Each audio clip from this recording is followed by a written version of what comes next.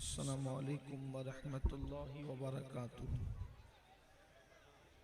अल्हम्दुलिल्लाह वो दानाए सुबुल मौलाए कुल खत्मुर रसूल जिसने वो दानाए सुबुल मौलाए कुल खत्मुर रसूल जिसने गुबारे राह को बख्शा फरोगे वादिये सीना निगाहे इश्क मस्ती में वही अव्वल वही आखिर वही कुरान वही फुरकान वही यासी वही ताहा अल्लाह की सरताब कदम शान है ये इंसान ही इंसान वो इंसान है ये कुरान तो ईमान बताता है इन्हें ईमान ये कहता है मेरी जान है ये।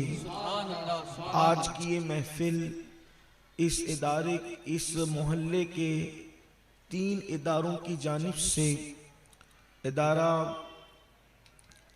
संजरी फेमस संजरी फाउंडेशन हिलाल फाउंडेशन और इदारा खिदमत खल्क तीनों इदारों की जानिब से ये बड़ी खूबसूरत सी महफिल एक बहुत अहम मकसद के लिए मुनक्किद की गई है।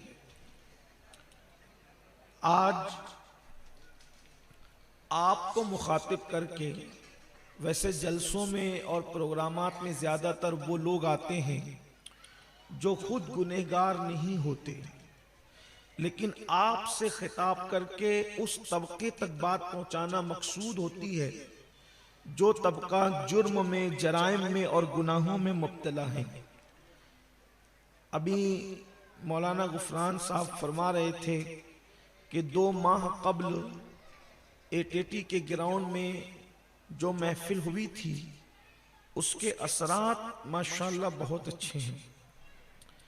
मैं समझता हूं कि बिला मुबालगा सैकड़ों नौजवानों ने मरकज पर आने के बाद इस्तिफादा किया, तरबियत ली, उनकी काउंसलिंग की गई और आज इस इलाके में ये महफिल रखी गई है।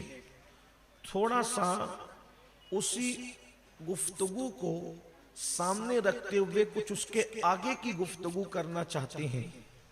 देखिए, जान इस्लाम में सबसे अहम है, जान की अहमियत बहुत है इस्लाम में।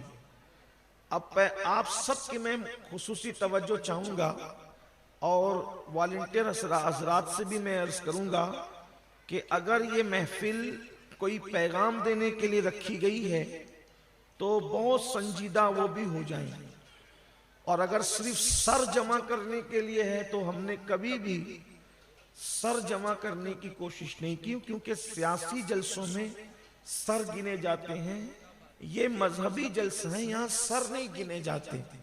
यहाँ 22,000 यजीदियों की जरूरत नहीं है, यहाँ 72 हुसैनी अहले दिल चाहिए।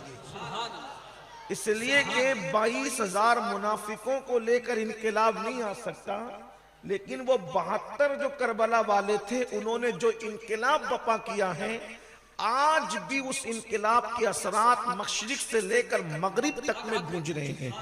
तो मेरी गुजारिश है कि सब मुतवज्जे हों, और आपसे दूसरी गुजारिश ये है कि आप जब भी मुझे बुलाएं, पूरे शहर के लोगों से, इदारे वालों से मेरी गुजारिश है, जब भी मुझे बुलाएं तो जो शरीयत का मेआर और तकद्दुस है उसके मुताबिक स्टेज का माहौल हो।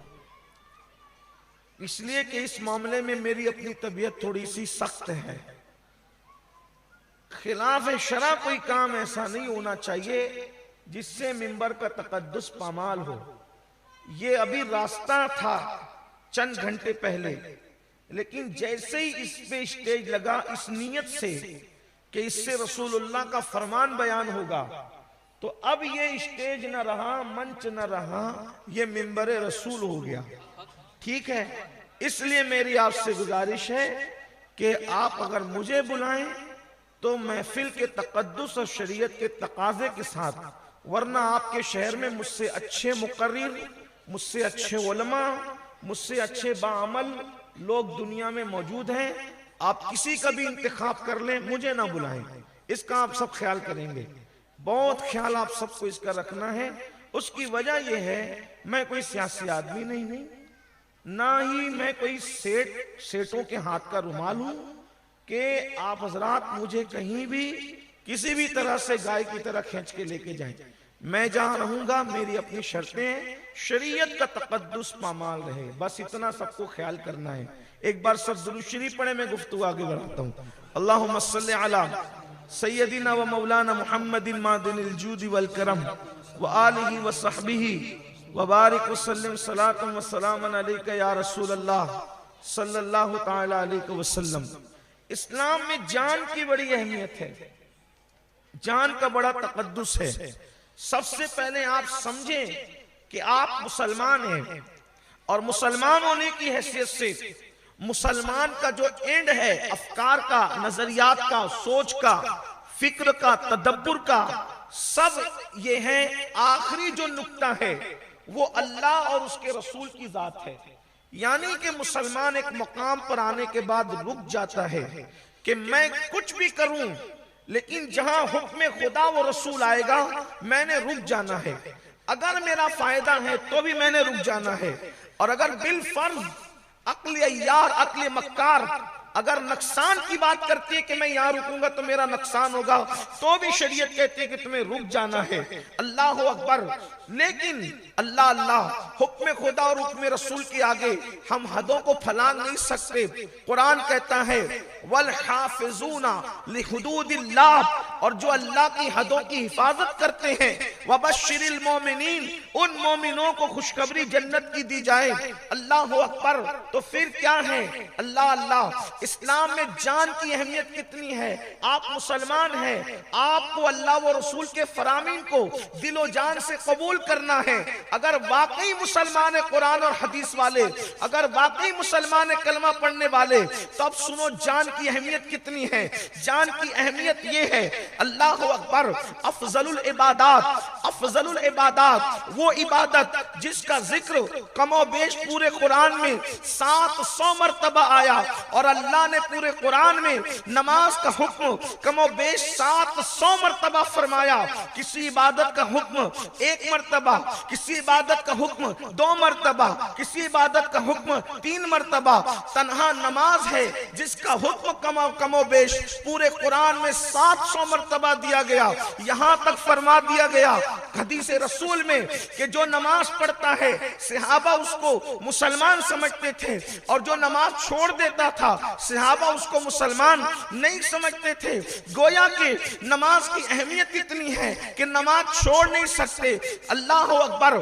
इस्लाम में कुछ इबादतें ऐसी है जो मालदारों के लिए सिर्फ है, जैसे कि ज़कात, जैसे कि कुर्बानी।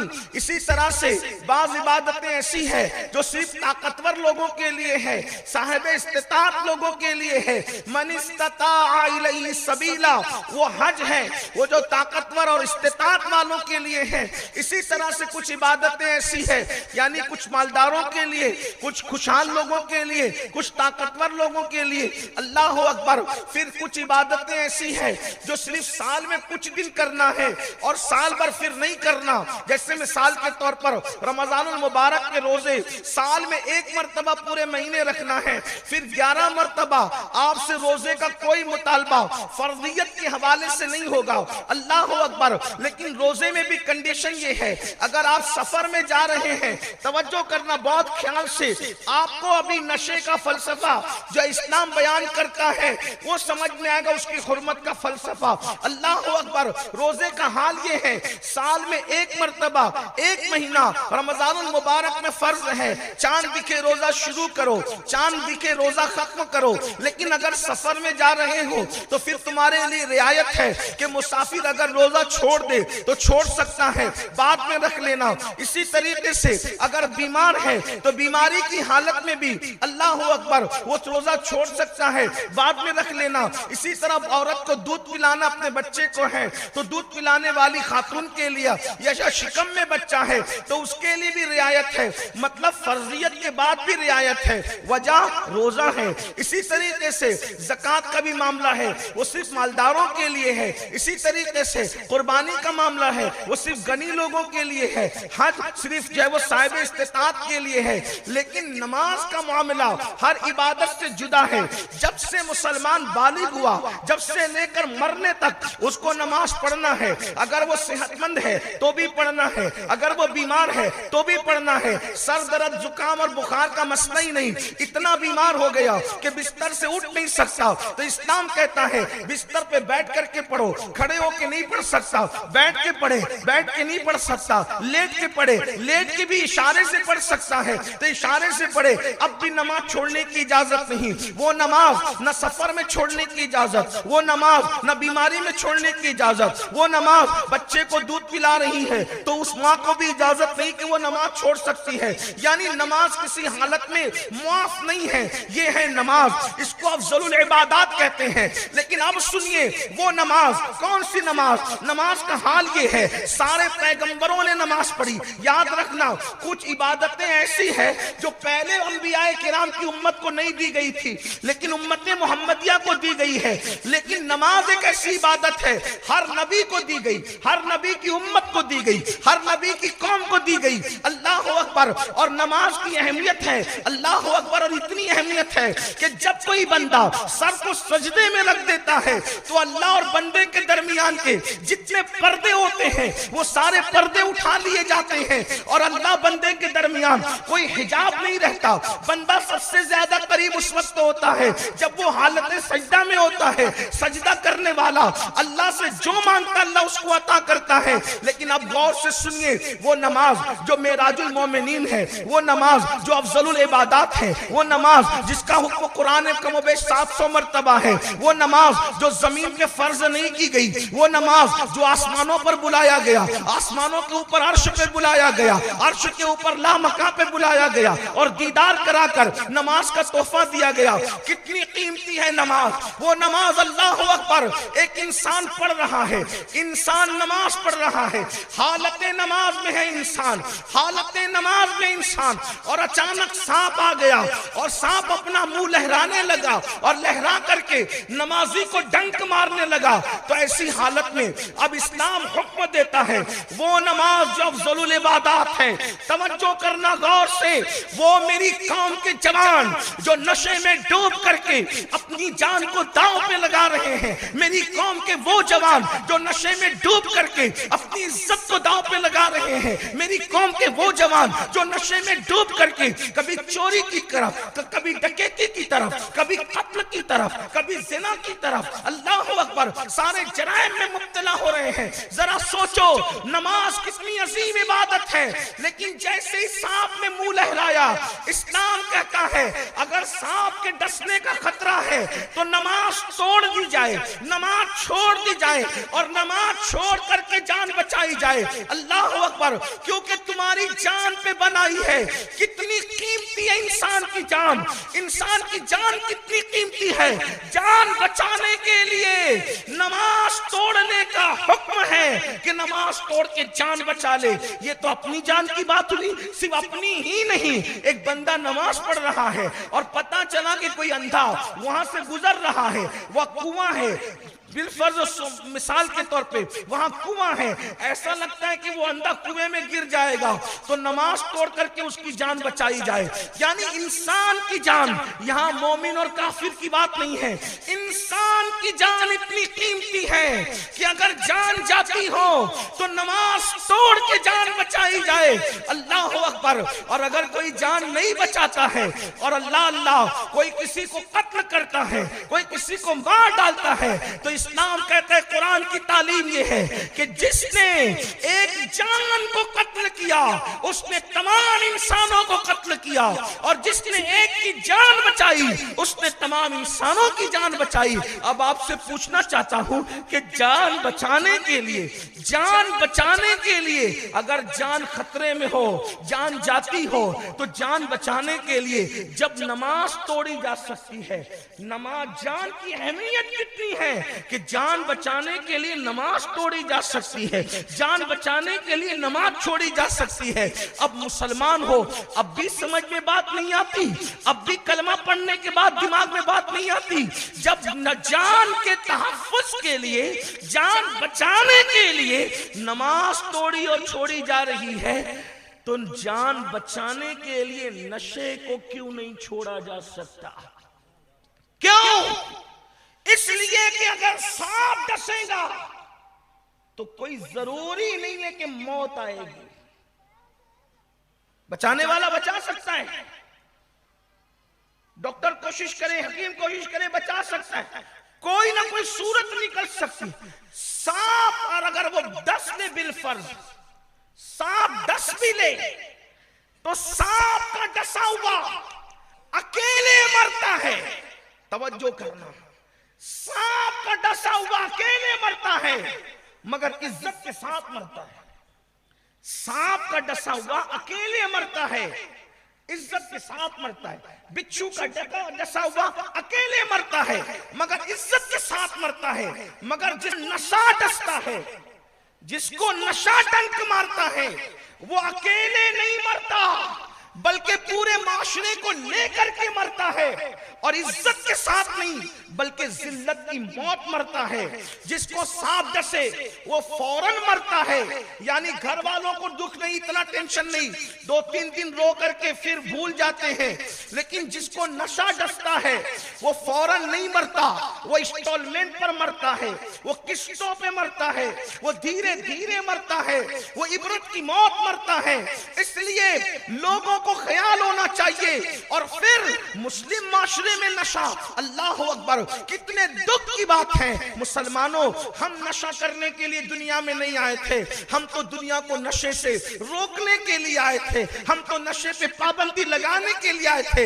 ये हमारी पहचान है, पहचान कि मुसलमान शराब नहीं पीता, मुसलमान खिंजीर नहीं खाता। अब यहाँ पर कुछ लोगों से एक बात कहना चाहता हूँ, बिलखुसूस मेरी कौम के वो नौजवान जो इस्लाम के नाम पे मर मिटने की बात करते हैं। जितना सूअर हराम है, जितना सूअर हराम है, उतना ही शराब भी हराम है। तो सूअर खाने वाला और शराब पीने वाला गुनाह के मामले में दोनों बराबर बराबर है। तो क्या वजह है कि आपको सूअर के नाम से भी नफरत है और आपको नशे के नाम से मोहब्बत हो गई?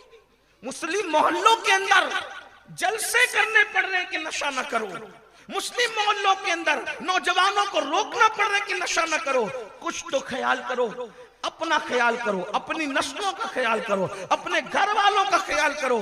याद रखो, जान बड़ी कीमती है और नशा इंतहाई जहरीला है। जब आप नशा करते हैं या कोई नौजवान, कोई इंसान नशा करता है, किसी से भी करे, शराब से करे, हेरोइन से करे, एमडी से करे, कुत्ता गोली से करे, किसी और जरिए से करे, जो भी जराए हैं, बहुत सी चीजों का तो नाम लेना भी अच्छा नहीं लगता। डर लगता है कि कहीं जिसको नहीं मालूम है उसकी मालूमात में इजाफा ना हो जाए नशे के कुछ मामलात को लेकर के। अल्लाह अकबर। तो आप जब नशा करते हैं तो नशा करने के बाद आप कैंसर का शिकार हो सकते हैं, आप फेफड़ों का, आपके फेफड़े खराब हो सकते हैं।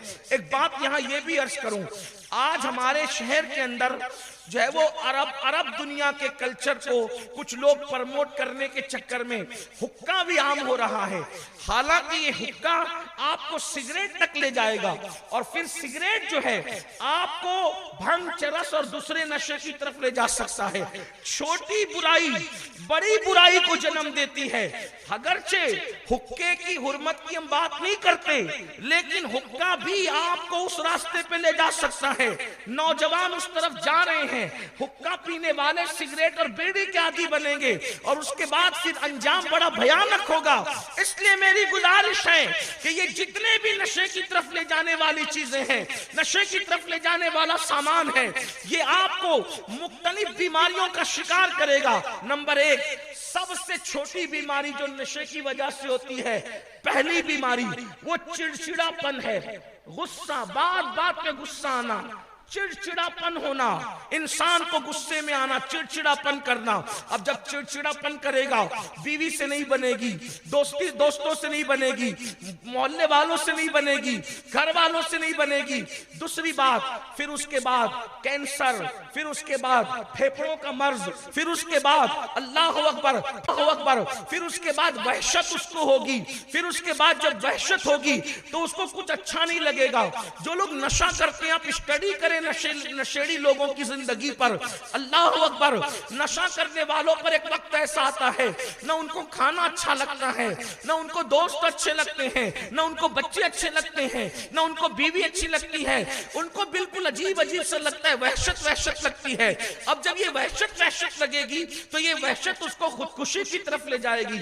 अल्लाह के रसूल अलैहि सलाम ने आज से 1450 साल पहले फरमाया था कि नशा उम्मुल खबाइस है, बल्कि यहां तक मेरे आका ने फरमाया था नशा करने वाला अपनी मां के साथ जिना कर सकता है, नशा करने वाला अपनी खाला के साथ जिना कर सकता है, नशा करने वाला अपनी बेटी के साथ जिना कर सकता है। क्योंकि जब वो नशे में होता है तो बीवी कौन है, मां कौन है, बहन कौन है, बेटी कौन है, ये सारी इम्तियाजात, ये सारी तफरीक, ये सारी सोच खत्म हो जाती है। नशा उसी को कहते हैं, इस्लाम अरबी में नशा खम्र को कहते हैं। खम्र का मतलब होता है नशा, नशे का मतलब होता है खमर, और खमर मतलब क्या, जो अक्ल को जो चीज ढांप लेती है उस वक्त अक्ल माऊफ हो जाती है, अक्ल काम नहीं करती, उसको नशा कहते हैं। अल्लाह अकबर। अब आप मुझे बताएं, अल्लाह के रसूल अलैहि सलाम ने इरशाद फरमाया कि नशा करने वाला मां के साथ भी बदकारी कर सकता है, खाना के साथ भी कर सकता है, बहन के साथ भी कर सकता है, बेटी के साथ भी कर सकता है, किसी पड़ोस के साथ भी कर सकता है।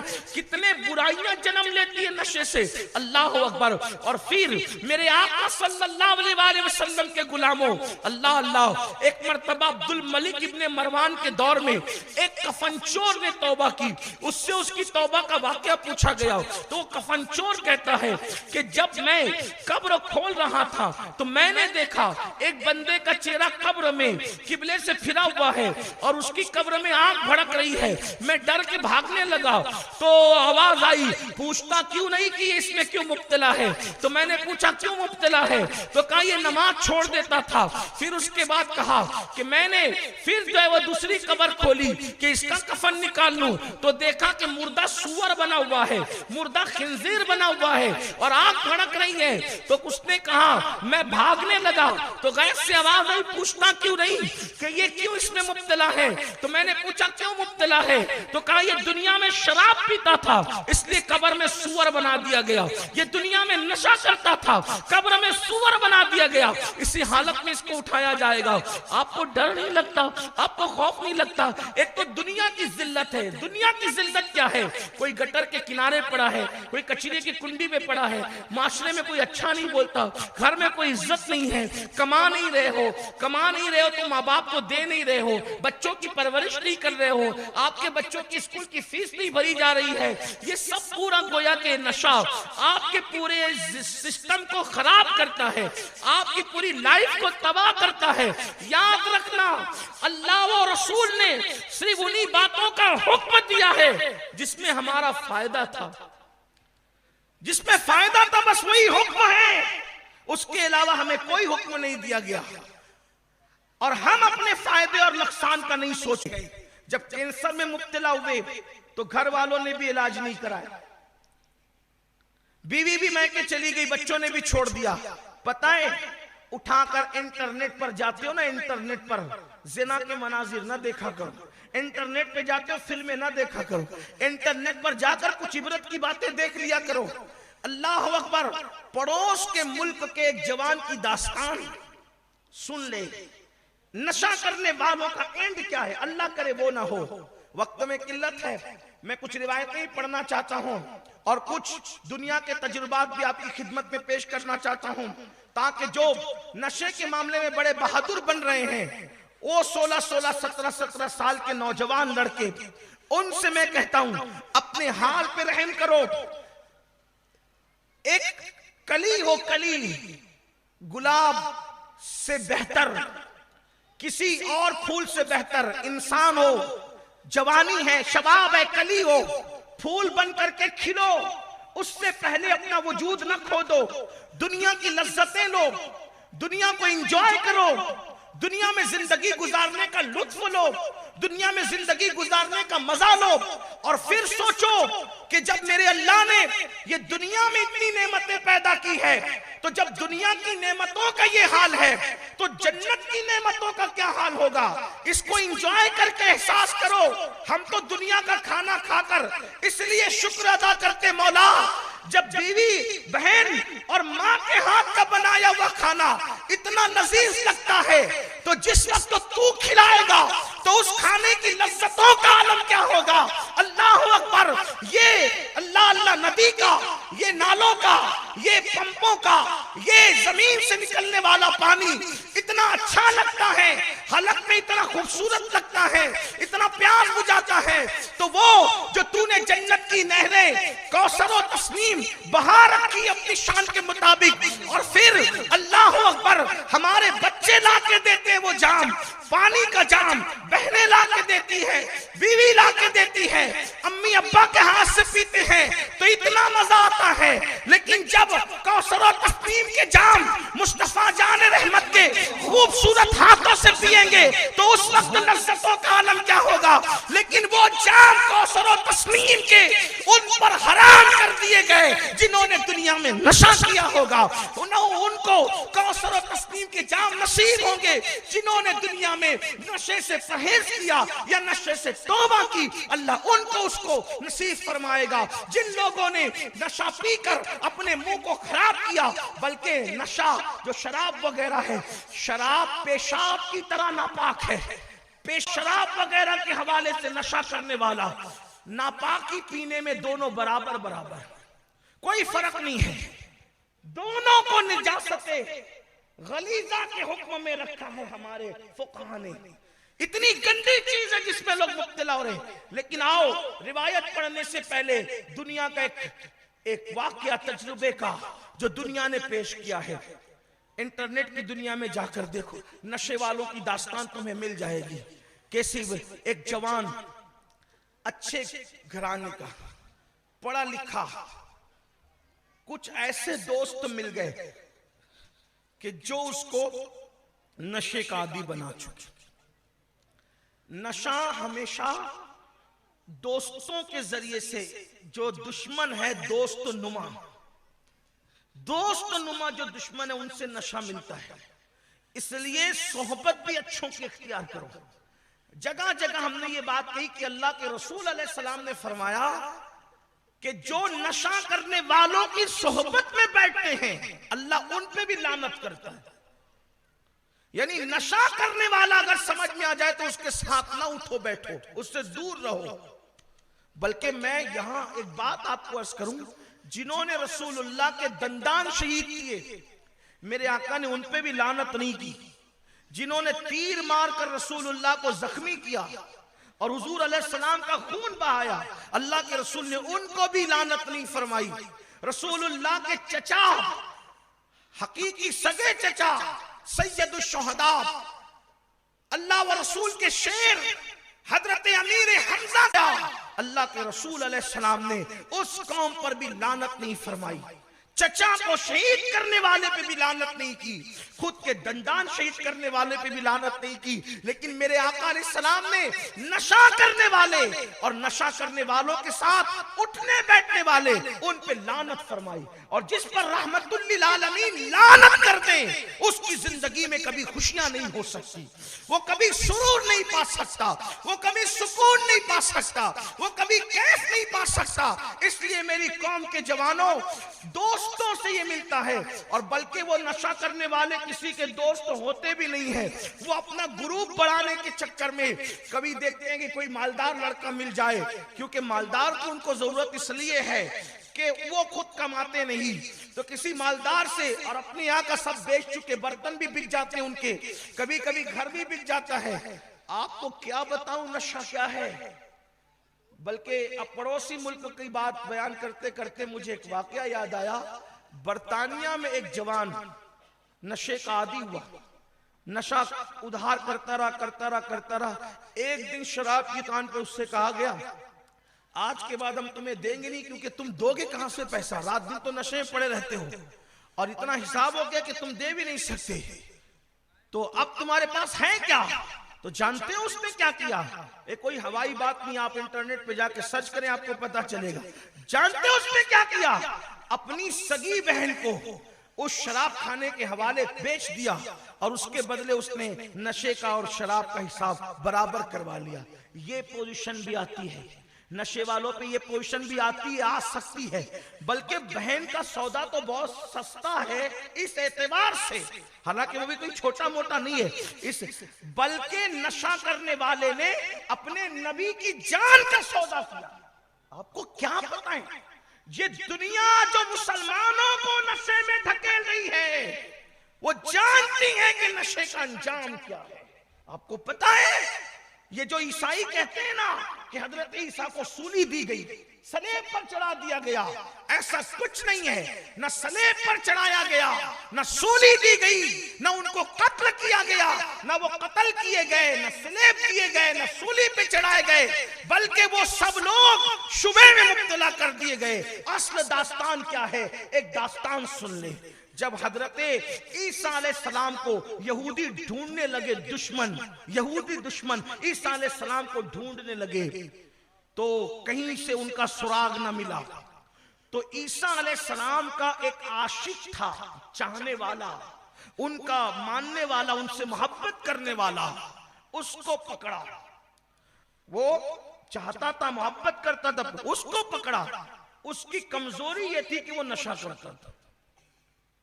तवज्जो करें मेरी कौम के जवानों, हर गुनाह तबाह करता है, लेकिन नशा इंतहाई तबाह करने वाली चीज है। दुनिया आपको किसी काम का नहीं रखना चाहती, दुनिया आपको बर्बाद करना चाहती है। लोग चाहते हैं बंदूक से ना मारे, क्योंकि वो अब अपनी गोलियों को तुमसे ज्यादा कीमती समझने लगे हैं। वो अपनी गोली से तुम्हें नहीं मारना चाहते, दुनिया दिनों से कीमती समझते हैं। इतने जालिम हो गए लोग कि वो अपने पैसे की गोली से भी तुम्हें मारना नहीं चाहते, बल्कि वो तो पैसा भी तुम्हारा, जान भी तुम्हारी और तबाही भी तुम्हारी। तुम्हें नशे में मुब्तला कर रहे हैं, फिल्मों के जरिए से, सीरियलों के जरिए से, मैगजीन्स के जरिए से, यूट्यूब के जरिए से। फिर देखना कम से कम 60% तो इंशाअल्लाह हमारा मुल्क नशे से पाक हो जाएगा, होगा ये। लेकिन सियासत करनी है और क्या है, बाकी और कोई बात नहीं है। वरना साहिब इक़्तिदार चाहे तो मौलवियों को, मुकर्रिरों को, स्पीकरों को इतना चिल्लाने की जरूरत ही नहीं पड़ेगी। वो मना कर दे, पाबंदी लगा दे। या फिर मैं तो अपनी महाराष्ट्र की हुकूमत से कहता हूँ, जैसे गुजरात वालों ने पाबंदी लगा रखी है, बिहार वालों ने पाबंदी लगा रखी है, महाराष्ट्र में भी पाबंदी लगा दी जाए। कम से कम पाबंदी लगेगी तो कुछ तो कंट्रोल होगा। लेकिन अल्लाह रहम करम फरमाए। तो हजरत ईसा अलैहिस्सलाम का चाहने वाला, मानने वाला, मोहब्बत करने वाला, उसका हाल ये था। क्या हाल था उसका? वो इश्क का दावा करता था मगर नशा करता था। उसको यहूदियों ने पकड़ा और पकड़ करके कैद कर दिया। जब चंद दिन तक उसको शराब नहीं मिली, तो पता है क्या हुआ? वो दीवार पे सर मारने लगा। यही हाल होता है नशा करने वाला। नशा करने वालों को हाईजैक करना बड़ा आसान होता है। दुनिया में जितने भी गंदे काम लिए जाते हैं, अक्सर और बेशतर नशा करने वालों से लिए जाते हैं। उनको पकड़ा, उनको कुछ लालच दे दी नशा की, जो चाहो उनसे काम करवा लो, किसी का कत्ल करवा लो, किसी पे जुल्म करवा लो, किसी पे जबर, जो चाहो करवा लो, क्योंकि वो नशे के आदी होते हैं। जब चंद दिन तक उसको नशे का सामान न मिला, सर टकराने लगा दीवार से। अब जब वो कहता था मुझे शराब दो, नशे का सामान दो, तो फिर उससे कहा गया एक नहीं 2-2 बोतलें देंगे। लेकिन ये बता ईसा कहां है? वो इश्क का दावेदार था, नबी की मोहब्बत का दावेदार था। जब उसने कहा, सोचा कि मुझे नशे के लिए 2 बोतलें मिल रही है, एक नहीं 2 बोतलें दिखाई गई और कहा कि बता ईसा कहां है? उसने 2 बोतलों पर अपने नबी की जान का सौदा करने की नापाक कोशिश की और फिर सिर्फ शराब की 2 बोतलों की लालच में अपने पैगंबर का पता बता दिया। यहूदियों ने कहा तू झूठ भी बोल सकता है, तुझे वहां तक ले चलना होगा वो जहां है, हम जाएंगे तो नहीं होगा। और फिर अल्लाह अकबर, फिर उसने वो पता बताया और हजरत सैयदना ईसा अलैहिस्सलाम को उन लोगों ने जब वो उठाने की कोशिश की तो अल्लाह ने वहीं से हजरत ईसा को आसमान पे उठा लिया और अल्लाह पाक ने एक शख्स पर ईसा अलैहिस्सलाम की शबाहत डाल दी तो लोगों को शुबा हो गया कि यही ईसा है, उसी को ले जाकर सूली पे लटका दिया और ईसा को आसमान पर उठा लिए गए। लेकिन एक शराबी ने अपने नबी की जान का सौदा सिर्फ 2 बोतलों के बस किया। एक नशा करने वाले ने अपनी बहन की आबरू का सौदा जो है वो नशे की बुनियाद पर किया। तो नशा करने वालों का कोई ठिकाना नहीं, वो क्या कर लेंगे। इसलिए नशे से तौबा होनी चाहिए, नशे से बचना जरूरी है। और जो नौजवान नशे से दूर है उनसे मेरी गुजारिश है, सोहबत के लिए बहुत ठोको, बहुत गौर करो, बहुत छानबीन करो, तब किसी के साथ उठो बैठो। तो एक पढ़ा लिखा जवान था हमारे पड़ोस के मुल्क का, बहुत खूबसूरत, बहुत हसीन, बहुत जमील, चंद लड़कों की सोहबत में नशे का आदी हो गया। अच्छा, अब तो नशा कॉलेज और यूनिवर्सिटियों में भी आम हो रहा है, बल्कि आम हो चुका है। इसलिए कॉलेज और यूनिवर्सिटियों में जाने वाले मेरे जवानों से गुजारिश है, बहुत चौकन्ना रहने की जरूरत है। बड़े चैलेंजेस से हम गुजर रहे हैं, बड़े फितनों के दौर से गुजर रहे हैं, और इन फितनों से अगर हमें कोई बचा सकता है तो वो इस्लामी तसव्वुर और तखय्युल बचा सकता है। क्योंकि जब नौजवान स्कूल कॉलेज जाते हैं, यूनिवर्सिटी जाते हैं, तो फिर कोई नहीं देख रहा होता है। उस वक्त एक ही तसव्वुर गुनाह से रोक सकता है, वो ये है कि अल्लाह देख रहा है, बस यही तसव्वुर बचा सकता है। उसको नशे में मुब्तला किया, नशे में मुब्तला हो गया, नौकरी छूट गई। जब पता चला कंपनी वालों को कि ये नशा करता है, नौकरी छूट गई। जब नौकरी उसकी छूट गई, घर में कसम कुर्सी हुई, बर्तन बिकने लगे, नशा जारी रहा। बीवी छोड़ के चली गई अपने बच्चों को लेकर। माँ बाप ने अल्लाह अकबर जब देखा कि ये नहीं मानता है तो उसको घर से निकाल दिया, और घर से निकाल दिया तो आला तालीम हासिल करने वाला, आला कंपनी के अंदर जॉब करने वाला, अपने माँ बाप और अपने माशरे का बोझ उठाने वाला जवान जब मरा तो उसका हाल ये था कि वो एक कचरे की कुंडी के करीब पड़ा हुआ मुर्दा सूरत में पाया गया, और उसका हाल ये था कि बिल्कुल सूख कर कांटा हो चुका था। लेकिन हाल ये था कि उस वक्त उसको उठाने वाला, उसकी मैयत उठाने वाला भी कोई मौजूद न था। मजबूरन जो है वो शहर के जो है वो कॉरपोरेशन या जो भी इदारे हैं वहां से सफाई कामगारों को बुलाया गया, और फिर जो है उनके जरिए से उसकी लाश को उठाया गया, यहाँ तक कि उसकी नमाजे जनाजा, उसके कफन दफन। ये एंड है, एंड नशा करने वालों का। ये दुनियावी तजुर्बा आपके सामने जो वाकयात की शक्ल में पेश कर रहा हूं आ सकता है। नशा करने वाले पर जन्नत हराम कर दी गई है, नशा करने वाले पर जन्नत हराम है। नशा करने वाला सूअर की शक्ल में क़यामत के दिन उठेगा। नशा करने वाला कब्र में सूअर की शक्ल में रखा जाएगा, उसकी कब्र में आग भड़काई जाएगी। और एक रिवायत पढ़कर एक वाकया बयान करके बात मुकम्मल करते हैं। अब इसको जरा दिल के कानों से सुने। अगर ये बात अल्लाह के रसूल न कहते, अगर ये बात अल्लाह के रसूल न कहते तो मैं कभी भी ये बात बयान करने की हिम्मत नहीं करता। अल्लाह के रसूल अलैहिस्सलाम ने फरमाया, नशा करने वालों को जिना करने वाले मर्द और औरतों के जिना के मकाम से जो खून और पीप निकलेगा और वो जहन्नम की आग से खौलता होगा, वो नशा करने वालों को पिलाया जाएगा। और नशा करने वालों को जानियों के जिना के मकाम से जो खून और पीप पिलाया जाएगा, तो अल्लाह के रसूल अलैहिस्सलाम फरमाते हैं, जानियों के जिना के मकाम की बदबू इतनी खतरनाक होगी कि जहन्नमी भी उन पे लानत करेंगे कि तुम्हारी बदबू कितनी गंदी है। जहन्नमी उन पे लानत करेंगे जानियों की शर्मगाहों की बदबू को सूंघकर कि तुम कहां से ये चले आए और तुम्हारी बदबू कितनी खतरनाक है। वो बदबूदार खून और पीप नशा करने वालों को पिलाया जाएगा जहन्नम का खोल। बड़े बड़े नफीस तबीयत बनते हो, होटलों में जाते हो तो 2-2 3-3 बार गिलास धुल धुल करके फिर पानी पीते हो, लेकिन नशे की वजह से तो हमारे तुम्हारे नबी फरमा रहे हैं कि तुम्हें जिना करने वालों के मकामे जिना की गंदगी, उनका खून और पीप, यूं भी अगर हाथ पैर का खून पीप पिलाया जाए तो कोई कम सजा नहीं है, लेकिन हाथ पैर का नहीं होगा। हया के पर्दे में कह रहा हूं, घर जाकर के इस पर नशा करने वाले गौर करें कि कितनी गंदी चीज उनको पिलाई जाएगी, और वो पिएंगे, और जब पिएंगे तो उनका गोश्त झड़ जाएगा। अजाब कब्र नशा करने वालों पे क्या।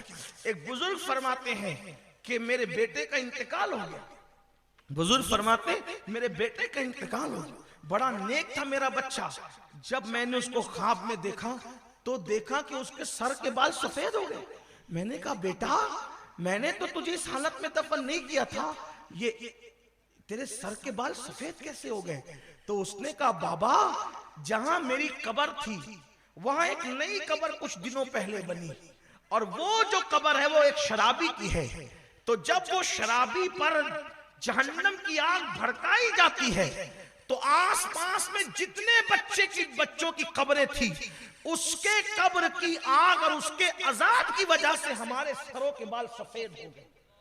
यानी वो लोग जहन्नमी नहीं है, उन लोगों को के दरमियान कोई नशा करने वाला दफन हो गया तो उनकी कब्रों पर यह असर पड़ा कि उनके बाल कब्रों में सफेद हो गए। जरा सोचो कि जब नशा करने वाला किसी कब्र के आसपास दफन हो जाए तो उन कब्र वालों का ये हाल होता है, तो खुद उसकी अपनी कब्र का क्या हाल होगा।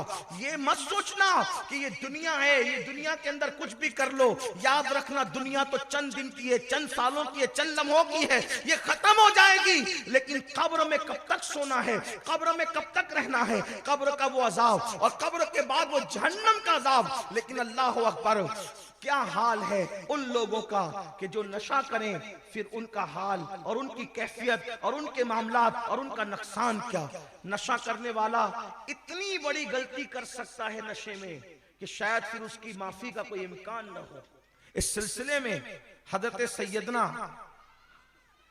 इमाम मालिक इब्ने दीनार, हजरत मालिक को दीनार एक वाकया बयान फरमाते, उसको दिल के कानों से मेरे जवान सुने। नशा छोड़ो वरना वो कुछ होगा कि हम अपने आप को भी माफ न कर सकेंगे। मालिक बिन दीनार कहते हैं कि मैं हज को गया, हज को जब मैं गया तो हज को जाने के बाद मैंने देखा कि मताफ अल्लाह का हरम पूरा खचाखच भरा हुआ। मेरा अंदाजा था कि कमोबेश 5 लाख लोग उस हज में होंगे। यानी ये कौन कह रहा है? हजरत मालिक बिन दीनार कह रहे हैं, ये 5 लाख लोग कमोबेश होंगे। मैं बड़ा खुश था कि या अल्लाह, तेरे महबूब सल्लल्लाहु अलैहि वसल्लम के विसाल को अभी बहुत ज्यादा दौर और जमाना नहीं गुजरा, तूने हमारे इस्लाम को कितनी तरक्की दी, हमारे नबी सल्लल्लाहु अलैहि वसल्लम की मेहनतें कितनी बार साबित हुई कि लोग इतनी जोक दर जोक, जब 5 लाख सिर्फ हरम में है तो पूरी दुनिया में कितने मुसलमान होंगे, पूरी दुनिया में मुसलमानों का हाल क्या होगा। मैं खुश था, लेकिन उसी खुशी के आलम में क्योंकि पूरा हरम जगमगा रहा था और अल्लाह के तौहीद के मतवालों से जो है वो हरम गजगजा रहा था, तो मेरे दिल में ख्याल आया कि 5 लाख लोग हज को आए हैं, जरा अल्लाह से पूछ तो लें कि किसको कबूल किया किसको रद्द किया। तो अल्लाह से मैंने अर्ज की, मौला इतने लोगों में तूने किसको कबूल किया और किसको रद्द किया। तो मुझे ख्वाब में दिखाया गया, जब मैं ये दुआ करके अपने खैमे में गया, अपनी कयामगाह पे गया, तो मुझे दिखाया गया कि ए मालिक इब्ने दीनार, मैंने एक बंदा है जिसका नाम मोहम्मद इब्ने हारून है, जिसको मैं इब्ने हारून ही कहता हूं। इब्ने हारून उसका नाम है, उसका हज मैंने रद्द कर दिया, मैं उसका कबूल नहीं करता, मैंने उसका कबूल नहीं किया। लेकिन ये बात तुझे उसको जाकर बतानी चाहिए कि मैंने इब्ने हारून का हज रद्द कर दिया, मैंने उसका हज कबूल नहीं किया, उसका हज रद्द है। इनकी आंख खुली, आंख खुलने के बाद मिना में थे, तो जहां अलग अलग हाजी इलाके के रुके हुए थे, तो ख्वाब में बताया गया था कि वो बल्ख का रहने वाला हाजी है जो आया है हज के लिए, उसका हज रद्द है। तो जब मालिक बिन दीनार बल्ख वालों के पास पहुंचे मिना के खैमों में, तो पूछा कि तुम में इब्ने हारून कौन है, कौन है इब्ने हारून? तो लोगों ने कहा हजरत आप इब्ने हारून को ढूंढ रहे हैं, हजरत इब्ने हारून को आप ढूंढ रहे हैं? हाँ, ये कौन है हजरत इब्ने हारून, आप हजरत कह रहे हैं उसको? कहा कि हजरत वो इतना नेक और इतना मुत्तकी आदमी है कि वो 40 साल से कमोबेश हर साल हज को आता है। उसको कमोबेश 40 साल हो गए, वो हर साल हज को आता है। और वो इतना मुत्तकी नेक और परहेजगार है कि वो कभी किसी खेमे में नहीं रुकता, वो खुले आसमान के नीचे रुकता है। और वो दिन को रोजा रखने वाला और पूरी रात इबादत करने वाला बंदा है। आप किसका नाम ले रहे हैं हजरत? हजरत मालिक बिन दीनार ने सोचा, या अल्लाह, मुझसे कहा जाता है कि उसका हज मरदूद है और ये इसके इतने कसीदे पढ़ रहे हैं। बहरहाल हजरत मालिक बिन दीनार को एहसास हुआ कि अवाम की बात का बहुत एतबार नहीं करना चाहिए, क्योंकि अवाम किसी के बारे में भी जो बातें करती है वो अपनी सोच के मुताबिक करती है। और आपसे कहता हूं, अगर पब्लिक आपकी तारीफ करती है, अवाम आपकी तारीफ करती है, उस पर बहुत फूलने की जरूरत नहीं है, बहुत खुश होने की जरूरत नहीं है। आप क्या हैं ये अवाम से न पूछो, आप और हम क्या हैं। जब तक खुदा फैसला ना करे हमारे जन्नती होने का, उस वक्त तक हम में से कोई अच्छा नहीं है। अच्छाई उसी वक्त है जब वो जन्नती होने का फैसला कर दे, वरना कुछ नहीं है। किसी की तारीफ से कुछ नहीं होता जाता। अगर लोग के इबादत गुजार है, नेक है, परहेजगार है, कोई बात नहीं। न फूलो, न गुरूर करो, न घमंड करो। हो सकता है पब्लिक कुछ कह रही हो, यार के इल्म में कुछ और बात हो। तो इब्ने हारून के मुतालिक बताया, बड़ा नेक है, ये वो है, वो है। तो कहा वो है कहां? तो मालिक बिन दीनार को कहा कि वो जो वो पहाड़ों के बीच रुका होगा, जो वो फुला मकाम पर मिना के अंदर।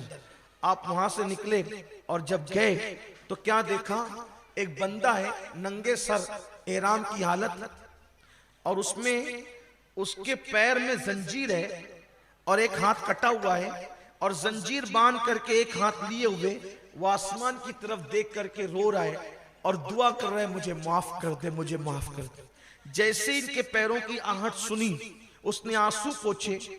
यानी वो रियाकार नहीं था, सच्चा था इस एतबार से, रोने के मामले में तो आहोजारी के मामले में, अल्लाह के मामले में वो मुखलिस था। रो सही तौर पे रहा था, रियाकारी नहीं कर रहा था, तभी तो तन्हाई में इबादत कर रहा था। तो जब मालिक बिन दीनार के कदमों की आहट सुनी तो उसने आंसू पोंछ लिए और उसने कहा, आप कौन है? तो कहा मैं मालिक दीनार हूं। अच्छा, आप ख्वाब देख कर आए हैं ना? उसने कहा आप ख्वाब देख कर आए हैं ना? अपना ख्वाब बयान करो। यही कहा गया ना आपसे, हजरते बारी ताला ने यही कहा ना, हजरते जुल जलाल ने यही कहा ना आपको कि जाओ और उसको बता दो कि मैंने उसका हज रद्द कर दिया। यही बात है ना? हजरत मालिक दीनार को हैरत हुई, ये तो बड़ा पहुंचा हुआ बंदा लगता है कि मेरा ख्वाब भी जानता है, ख्वाब का मजमून भी जानता है। तो आपने कहा, अरे बंदे तू इतना पहुंचा हुआ है कि मेरा ख्वाब भी जानता है, उसका मजमून भी जानता है। हजरत पहुंचा हुआ नहीं हूं, मेरा तजुर्बा है, कमोबेश 40 साल का तजुर्बा है कमोबेश। हर साल हज को आता हूं और हर साल कोई ना कोई वली को ख्वाब में दिखा के कहा जाता है कि जाके कह दो इब्ने हारून का हज रद्द हो गया। पैदल आता हूं हज को, लेकिन उसके बाद भी मेरा हज कबूल नहीं हो रहा है, रद्द किया जा रहा है। बस हर साल यही होता है, कोई ना कोई अल्लाह का वली आता है और आके कहते हैं तेरा हज रद्द हो गया, हमें हुक्म दिया गया है सुनाने का। अब मालिक दीनार ने कहा, ए नौजवान, ए शख्स, ये बता, ये कहे, ये बोल कि मेरा अल्लाह तो किसी पे जुल्म नहीं करता, मेरा रब तो किसी पे ज्यादती नहीं करता, वो जुल्म से पाक है, वो हजारों माओं से ज्यादा मेहरबान है, वो तो थोड़ी इबादत पर भी राजी हो जाता है। जरूर तूने कोई ना कोई बड़ा जुर्म किया होगा, तब अल्लाह तबारक व तआला तेरे साथ ये सुलूक फरमा रहा है, बता तूने क्या किया। तो उसने कहा, बहुत लोग आए ये बात करने के लिए कि मेरा हज रद्द हो गया, लेकिन आप चूंकि पूछते हैं कि मुझसे क्या गलती हुई, तो आप अल्लाह के वली है तो मैं आपको बता रहा हूं। अब आप गौर से सुनना, उसकी गलती क्या थी? न उसकी नमाजें कबूल हो रही थी, न तौबा कबूल हो रही थी, न उसका हज कबूल हो रहा था। क्या गलती थी उसकी? तो उसने बताया इब्ने हारून ने कि हजरत मैं बहुत मालदार इंसान, बल्ख की सरजमीन पर मैं बहुत मालदार इंसान, अल्लाह ने बड़ी दौलत दी, बहुत माल से नवाजा, लेकिन जब दौलत मिली तो मैं गलत दोस्तों की सोहबत में पड़ गया और मुझे गलत दोस्त मिल गए, और वो गलत दोस्तों ने धीरे धीरे मुझे नशे का आदी बना दिया। और मुझे नशे का आदी जब उन्होंने बना दिया, मैं अपनी माँ से छुप छुप कर नशा करता था। मेरे नशे की दास्तान सिर्फ मेरी बीवी जानती थी, मेरी माँ को पता नहीं था। एक दिन ऐसा हुआ कि नशे के लिए मैं शराब के अड्डे पर गया, मैं खाने में गया और वहां जाकर इतना नशा किया कि वक्त का ख्याल न रहा। हत्ता के शाबानुल मुअज्जम की आखिरी तारीख थी, शाबान की आखिरी तारीख थी और रमजानुल मुबारक का चांद तुलू होने वाला था। घर डोलते डोलते आते आते इतनी देर हो गई कि रमजान शरीफ का चांद नजर आ चुका था। अब रमजान शरीफ का चांद आज नजर आता है तो हमारे गुंबदों मीनार के शहर मालेगांव में क्या हालत होती है, हालांकि हम हिंदुस्तान में रहते हैं, क्या प्यारा समा लगता है। लोग तरावी की तैयारी कर रहे होते हैं, कितना अच्छा लगता है। मुझे तो ऐसा लगता है कि ईद के दिन से ज्यादा खूबसूरत वो समा नजर आता है जब लोग रमजानुल मुबारक का चांद देखकर कोई कपड़े पहनकर गुसल करके तरावी के लिए मस्जिद की तैयारी कर रहा होता है। हाफिज साहब लोग इशा के वक्त का इंतजार कर रहे होते हैं और वो रात भी बड़ी खूबसूरत होती है। वो रात इतनी अच्छी होती है, रमजान शरीफ की पहली रात, अल्लाह पाक जन्नत के दरवाजे खुलवा देता है और अर्श के नीचे से एक हवा चलती है और उस रात को अल्लाह अपने बंदों को रहमत की नजर से देखता है और जिस जिस पे रहमत की नजर पड़ जाती है उन सब पर जहन्नम की आग हराम कर दी जाती है, उन सब की बख्शिश कर दी जाती है। बड़ी खूबसूरत है रमजानुल मुबारक की पहली रात। इब्ने हारून कहता है, ए मालिकुद दीनार, मैं नशे करके नशे के बाद घर आया तो चांद तुलू हो चुका था रमजानुल मुबारक का, लोग इबादतों की तैयारी कर रहे थे और मैं डोलते हुए आया। मेरी अम्मी ने मुझे पहली मर्तबा नशे की हालत में देखा। जब मेरी माँ ने मुझे पहली बार नशे की हालत में देखा, चूंकि वो मेरी माँ थी, मैं अपनी माँ का बड़ा फर्माबरदार बेटा था, मैं अपनी माँ का बड़ा वफादार था। मेरी माँ मुझसे जो कहती थी मैं अपनी माँ की बात पूरी कर देता था। लेकिन आज मैं नशे में था, आज मैं नशे में था। काश मेरी कौम का जवान अपने हाल पर रहम कर ले, काश मेरी कौम का जवान अपने हालात पर रहम कर ले, अपने लिए, अपने माँ बाप के लिए, अपनी आखिरत के लिए, अपने बच्चों के लिए, अपनी बीवी के लिए, अपनी कौमों के मुस्तकबिल के लिए अपने हाल पर रहम कर ले। इब्ने हारून की दास्तान पुकार पुकार करके लोगों को दावत इबरत दे रही है। इब्ने हारून कहता है, जब मैं नशे की हालत में लौटा, मेरी माँ ने मुझे पहली बार नशे में देखा। माँ ने देखकर गुस्से में आई और कहा, बदबख्त, रमजानुल मुबारक की पहली रात यहाँ शैतान भी कैद कर दिए जाते हैं, तू नशा करके आया। और मेरी माँ ने मुझे गुस्से में आकर एक तमाचा मारा, क्योंकि मेरी माँ का मैं बड़ा फर्माबरदार था। जैसे ही मैंने माँ का तमाचा खाया, अल्लाह अकबर, चूंकि मैं नशे में था और मुझ पर नशा सवार था, तो मैंने तमाचा खाने के बाद शैतान के हाथ की कठपुतली बन गया और कठपुतली बनने के बाद मैंने नशे की वजह से अपनी माँ पर हाथ उठा दिया और मैंने अपनी बूढ़ी माँ को एक तमाचा मारा। लेकिन मेरी माँ ने तो मुझे एक तमाचा मारा था, लेकिन मैं नशे की वजह से इतना पागल हो चुका था कि मैंने एक नहीं अपनी अम्मी को कई मर्तबा मारा और मारते मारते मैंने अपनी बूढ़ी माँ को उठाया और उठाने के बाद जलते हुए तंदूर में मैंने अपनी माँ को फेंक दिया, जलते हुए आग में अपनी माँ को फेंक दिया। उसके बाद मुझे नहीं पता क्या हुआ।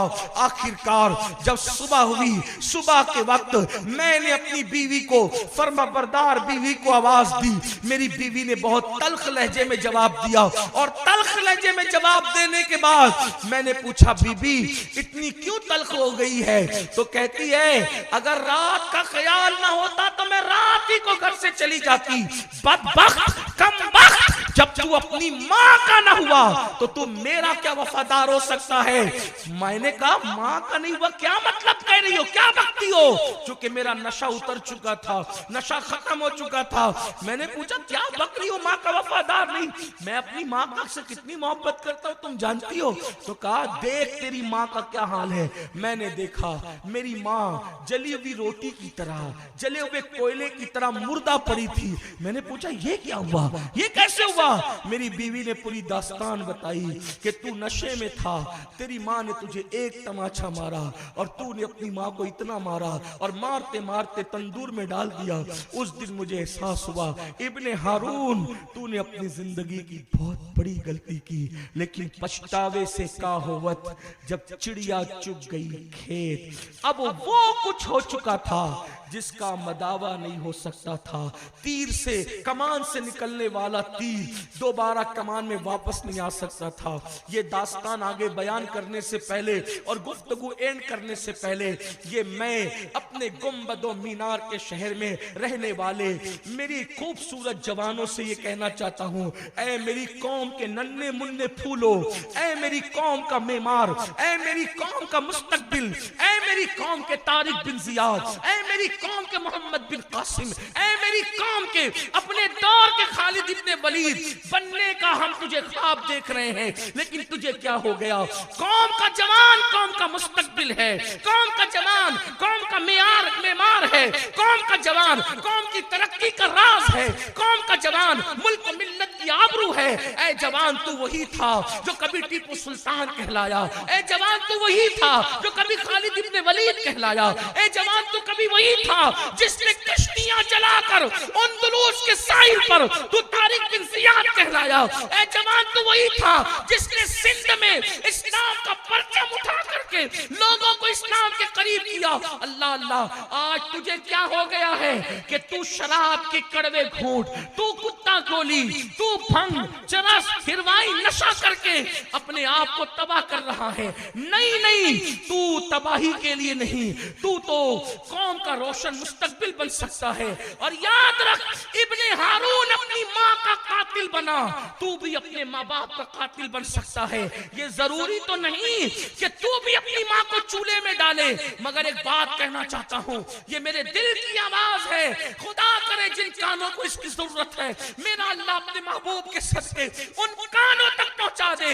इब्ने हारून की माँ चूल्हे की आग में जली थी। अगर तुम नशा कर रहे हो तो तुम्हारे माँ बाप टेंशन की आग में जल रहे हैं, डिप्रेशन की आग में जल रहे हैं, तकलीफ की आग में जल रहे हैं। और सुन लो, इब्ने हारून की माँ चूल्हे की आग में जलकर चंद मिनट और चंद घंटों में निजात पा गई, लेकिन तुम्हारे माँ बाप अल्लाह अकबर तुमको टेंशन देख करके टेंशन की आग में जल रहे हैं, वो तो निजात नहीं पा रहे हैं, हर वक्त तो बेचैन है, हर वक्त बेकरार है। किसी का बाप किसी मौलवी साहब से तावीज लेके कहता है हजरत कुछ करो मेरा बच्चा सुधर जाए। अल्लाह अकबर, अगर वो इस टेंशन में मर गए तो अल्लाह तुम्हें कभी माफ नहीं करेगा। याद रखना, इब्ने हारून के लिए तो बख्शिश के परवाने की कोई सबील निकल सकती है, क्योंकि उसकी माँ तो चंद मिनटों में जल के मर गई। कितना जलाओगे अपनी माँ को, कितना जलाओगे अपने बाप को। दुनिया की आग की जलन उतनी सख्त नहीं होती जितना औलाद को देखकर टेंशन की जलन सख्त होती है, तकलीफ की जलन सख्त होती है। उस बाप के दिल से जाके पूछ, उस बाप के दिल से जाके जिसका बेटा शराब पीता है, बल्कि वो शराबी लोग, वो नशा करने वाले लड़के, अगर अल्लाह उनको वो दिन न दिखाए, उनको अपने माँ बाप के दुख का एहसास उस दिन होगा, उस दिन जिस दिन उनका बच्चा नशा करके डोलते हुए आएगा, किसी को कत्ल करेगा, चोरी के केस में पकड़ा जाएगा, मार खाएगा, जेब काट के पकड़ा जाएगा, तो जो तुम्हारे दिल पे गुजरेगी आज वो तुम्हारे माँ बाप के दिल पे गुजर रही है। तुम्हारे माँ बाप को जलील कर रहे हैं लोग माशरे में। और नशा करने वाले जवानों, आज जब तुम्हारे माँ बाप निकलते शादियों में तो वो मुंह छुपा के निकलते, कहते देख वो फलाने का, वो जो नशा करता है ना उसका बाप है, वो फलाने का उसकी माँ है, उसकी बहन है। याद रखना, मैं एक ऐसे खानदान को जानता हूं, अल्लाह अकबर, जिनसे रिश्ता मेरे नाना के दौर से उस फैमिली से था। शरीफ लोग थे, लेकिन बेटा नशा करने का आदी बना, गुंडा बना, कातिल बना, पूरी फैमिली माले गांव छोड़ करके उनको अपने असल वतन की तरफ हिजरत करना पड़ी। आज तक उसकी बहन की शादी नहीं हो सकी। क्यों? क्योंकि वो फलाने की बहन है जो गुंडागर्दी करता है, कत्ल करता है, चीटर है। एक नशा, सबको तकलीफ। क्यों? क्या करते हो? क्यों करते हो? पूरे घर को, पूरे माशरे को, पूरे समाज को क्यों तबाह करते हो? निकलो इस खौल से, हिम्मत करो, हौसला करो। आप सोचते हो मैं कैसे छोड़ूंगा? मैं आपसे बताता हूं एक बात, अगर आप छोड़ोगे हम आपको सरों पे रखेंगे, हम आपको आंखों पे रखेंगे। यही तो मुस्लिम माशरे की शान है कि जब कोई गुनाह से तौबा कर लेता है तो मेरे आका फरमाते हैं अत्ताइबु मिनज़ ज़म्बी कमल्ला ज़म्बला, कि गुनाह से तौबा करने वाला ऐसा है जैसे उसने कभी गुनाह किया ही नहीं। ऐ मेरी कौम के जवान, अहद कर, सोच, नई सुबह करेंगे, नया अंदाज करेंगे, नई जिंदगी का आगाज करेंगे।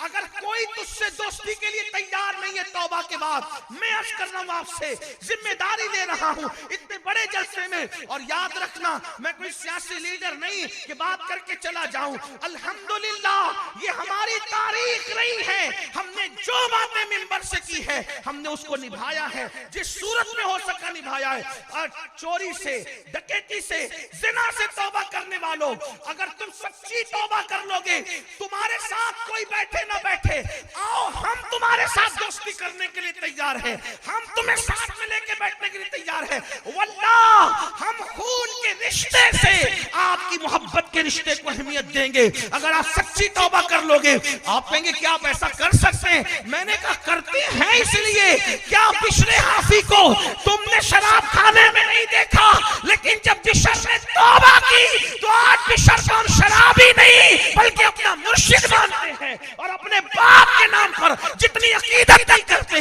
उतना बिशर हाफी के नाम की अकीदतों का इजहार करते हैं।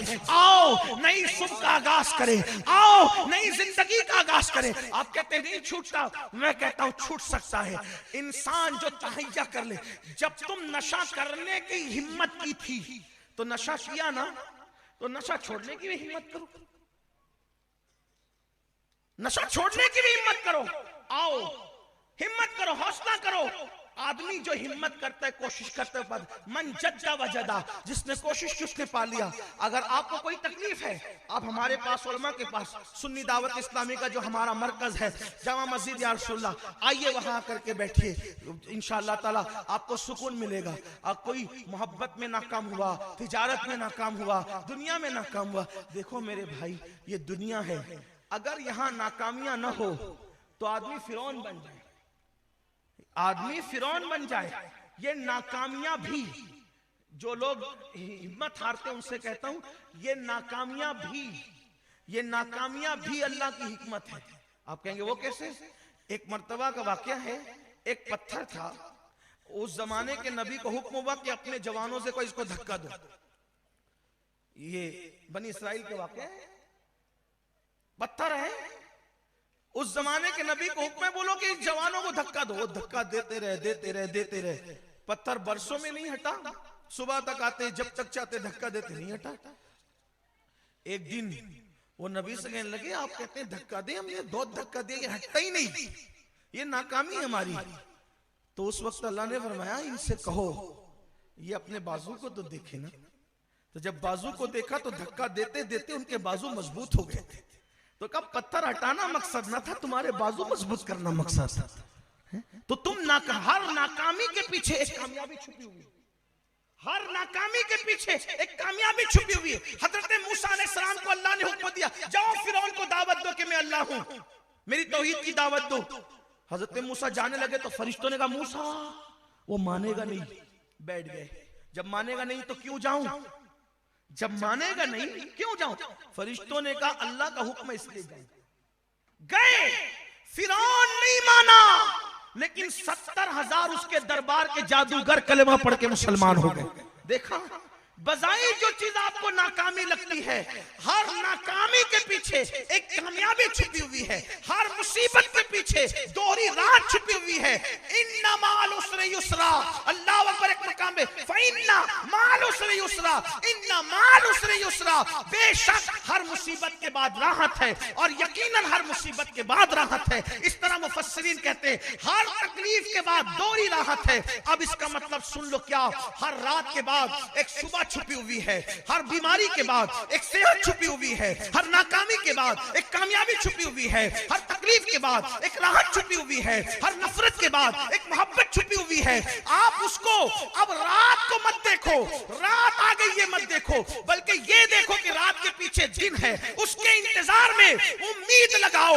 इस्लाम महरूमियों का मजहब नहीं, इस्लाम नाकामियों का मजहब नहीं, इस्लाम मायूसियों का मजहब नहीं, इस्लाम उम्मीद का मजहब है। इस्लाम शबे हिजरत में फतेह मक्का को दिखाता है, इस्लाम रात की तारीकी में सुबह के उजाले को दिखाता है, इस्लाम सुराका की कैद में कसरा के कंगन दिखाता है, इस्लाम अल्लाहु अकबर मक्के से निकलने में मदीने की हुर्मत को दिखाता है, इस्लाम अल्लाहु अकबर मक्के वालों के जुल्म में अंसार की मोहब्बतें दिखाता है। इसलिए जब रात देखो तो रात में गमगीन न हो जाओ, उसके पीछे जो सुबह छुपी हुई है उसका इंतजार करो, उसको पाने की कोशिश करो, नाकाम हो जाओ, उसके पीछे कामयाबी जो छुपी हुई है उसके पीछे आओ। नफरतों के पीछे मोहब्बत छुपी है।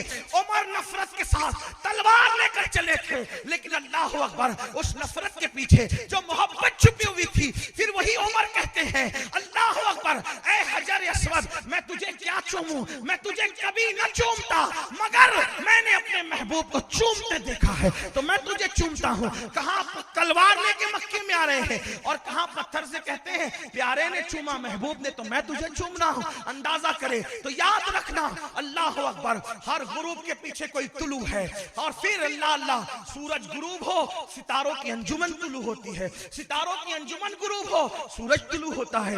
याद रखें चांद जब 29 को 28 27 को घट जाता है तो पहली को फिर हिलाल बन करके नमूदार होता है। यानी अल्लाह ने दुनिया बुरी नहीं बनाई, अल्लाह तू अच्छा तेरी दुनिया अच्छी है।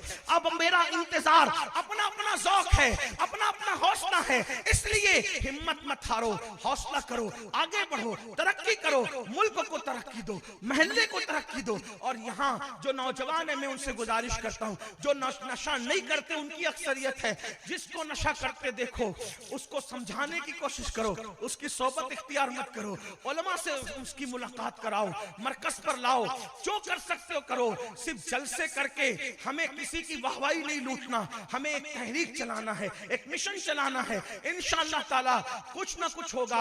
अभी एक प्रोग्राम का इतना असर हुआ 23 सितंबर वाले कि माशाअल्लाह सैकड़ों जवानों ने तौबा की। अब ये यहाँ बॉक्स लगे हुए हैं, अगर कोई ऐसा जवान यहाँ मौजूद है कि जो नशा करता था, चूंकि हम पब्लिक में उठाएंगे तो नहीं उसको, वो अपना नाम लिख करके ये डब्बे में बॉक्स में डालेगा वो कि मैंने तौबा की, ताकि हमें पता चले कि इस तरह के प्रोग्राम का क्या हो रहा है। और इंशाअल्लाह हम खामोश नहीं बैठेंगे, हम ये आवाज लगाएंगे, सदा लगाएंगे। हमारे अल्हम्दुलिल्लाह हमारे शहर के सियासी लोग भी, समाजी लोग भी और अब तो पुलिस महकमा भी जो है वो कुछ सपोर्ट के लिए आगे बढ़ रहा है।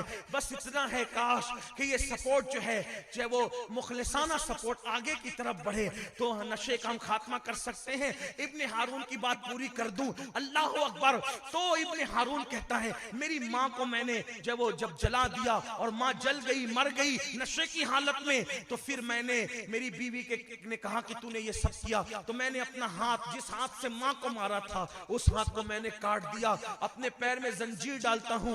बीवी मैं के चली गई, मैंने जो है अपना महल बेच दिया, गुलाम आजाद कर दिए, कनीज आजाद कर दिए, सारी दौलत मैंने अल्लाह की राह में सदका कर दी। और अब उस दिन से हर दिन रोजा रखता हूँ, हर रात नमाज पढ़ता हूँ, मुट्ठी भर चने पर इफ्तार करता हूँ, वही मेरी गिजा है। और मक्का शरीफ पैदल आता हूँ, लेकिन मेरी इबादत कबूल नहीं होती। हजरत मालिकुद दीनार ने सुना और सुन के कहते हैं ओ बदबख्त, जा अल्लाह तुझे कभी माफ न करे, अल्लाह तेरी कभी मगफिरत न करे, तू माँ का कातिल है। मुझे बताओ माँ का कातिल कितना बदतरीन होता है।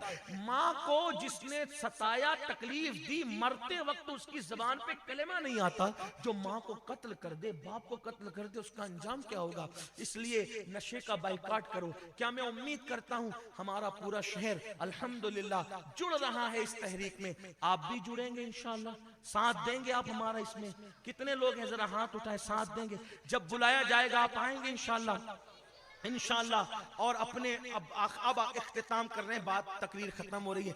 मेरी गुजारिश है, मोहल्लों को साफ रखिए, अपने मोहल्लों को साफ रखिए, पास पड़ोस की बेटियों का ख्याल कीजिए, उनको रिश्ते नहीं आते तो उनके रिश्ते लगाने की कोशिश कीजिए। और एक मेरी गुजारिश ये है कि हमारे यहाँ बहुत ऐसा हो गया कि बेटियां 30-30, 35-35 साल की हो गई, लेकिन उनको रिश्ते नहीं आते, क्योंकि हर आदमी ये जिद लेके बैठा है कि मेरी बिरादरी में आएगा तो मैं रिश्ता करूंगा वरना नहीं करूंगा। मेरी गुजारिश है, बिरादरी मत देखो, ईमान, इस्लाम और इश्क रसूल दे करके अपनी बेटियों के रिश्ते कर दो, ताकि बेटियां घरों में बैठी ना रहे। मेरे आका ने फरमाया बिरादरी क्या चीज है। आका फरमाते हैं कुल्लुकुम मिन आदम व आदम मिन तुराब, कि तुम सब आदम की औलाद हो और अल्लाह ने आदम को मिट्टी से पैदा किया है। घर में बेटी बिठाने से अच्छा है कि अच्छी जगह उसका रिश्ता कर दो, शरीफ घराने में कर दो। जल्दी जल्दी से शादी की उम्र हो जाए, बेटा बेटियों की शादी करो, बेटा बेटियों की शादी में देर मत करो, मोहल्लों को साफ सुथरा रखो। अपने घर के अंदर अक्सर व बेशतर सीरियल देखने से परहेज करो, ये सीरियल ही जिना की तरफ, शराब की तरफ ले जाते हैं। अपने बच्चों पे नजर रखो, किसके साथ उठते हैं, किसके साथ बैठते हैं, किसकी सोहबत में रहते हैं, ये सब चीजों पे नजर रखो। और कोशिश करो कि अपने बच्चों को दीनदार बनाओ। सुन्नी दावत इस्लामी की तहरीक है माशाअल्लाह, अपने बच्चों को तहरीक से जोड़ो, तहरीक सुन्नी दावत इस्लामी से करीब करो। इंशाअल्लाह आपके बच्चों में इनकलाब आएगा, तब्दीली आएगी। अल्लाह ने चाहा तो एक नई सुबह का आगाज होगा। ये सुबह जो कभी फरदा है, कभी है इमरोज, नहीं मालूम की होती है कहां से पैदा। ये सुबह जो कभी फरदा है, कभी है इमरोज, नहीं मालूम के होती है कहां से पैदा। वो सुबह जिससे लरसता है शबिस्तान वजूद, होती है बंदे मोमिन की अज़ा से पैदा। आओ बंदे मोमिन बने और एक इनकलाब की सदा लगाएं। इंशाअल्लाह हम मायूस नहीं है, अपनी काम से कोई मायूस नहीं है, इसलिए कि इकबाल ने, अल्लाह अकबर, उम्मीदों के शायर कलंदर लाहौरी ने कहा था, नहीं इकबाल मायूस अपनी किश्त वीरा से, नहीं इकबाल मायूस अपनी किश्त वीरा से, जरा नम हो तो ये मट्टी बड़ी जरखेज है साकी, ये मट्टी बड़ी जरखेज है। इंशाअल्लाह इश्क़े रसूल के पानी से जब ये तर हो जाएगी तो उसमें इंशाअल्लाह ताला इबादतों के फल फूल खिलेंगे, एक नए इनकलाब का आगाज होगा। उम्मीद है मेरे जवान इस पर तवज्जो फरमाएंगे।